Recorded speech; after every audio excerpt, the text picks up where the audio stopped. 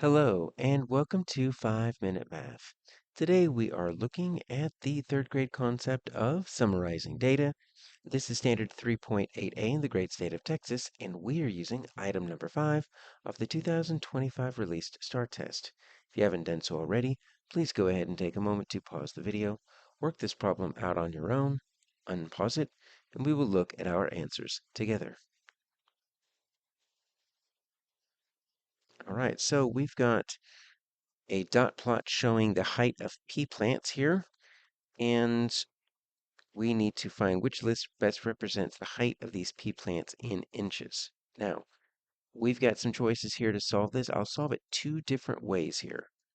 And so one way, which I think might be easiest, is since I've got four different choices to choose from here, let's just make our dot plot look like our four different choices.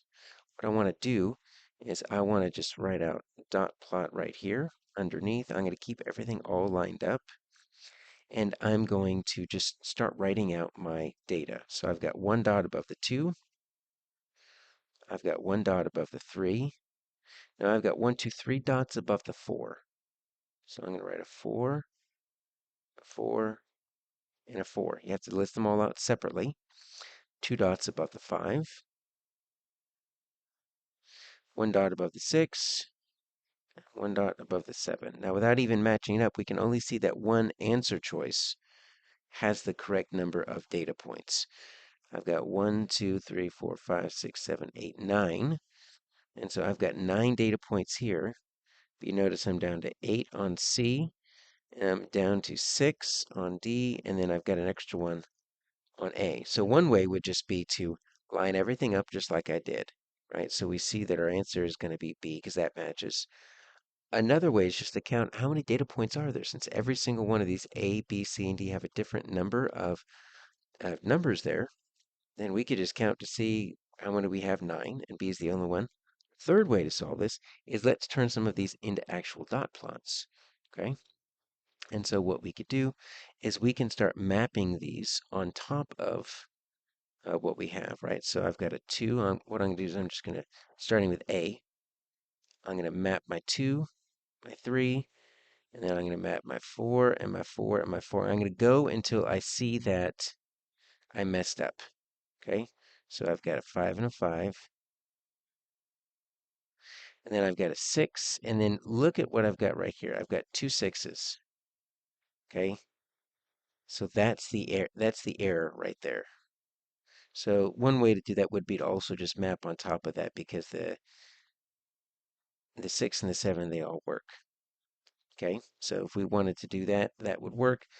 We know that B is going to work. Let's take a look to see what happens if we change color and go to C. So let's just reset all this. Let's go to C. I've got a 2. I've got a 3. And I've got a 4 and a 4. And then look, I'm done with my 4s, but I've got an extra one right there. So that's another way to kind of figure out, all right, so C is not going to work, right? We already figured out A doesn't work. Let's reset that. Let's go to D. Well, D just lists each number once. Look at this.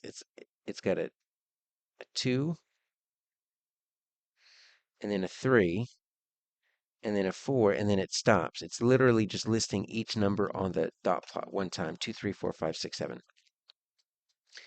And that's just, we're missing some 4s. We're missing a 5. So that's not going to work. All right, so let's go back to what we thought was going to be the answer. And let's go ahead and plot that just to be 100% sure. Let's go back to red. We think it's going to be B. So I've got a 2. I've got a 3. I've got 3 4s. Putting them on top of that, I got 2 5s. I've got a 6. And I've got a 7. So everything matches up. So there's multiple ways that we can use to solve this by matching our list of data points with our dot plot. But either way we look at it, our answer is going to be B, our second option.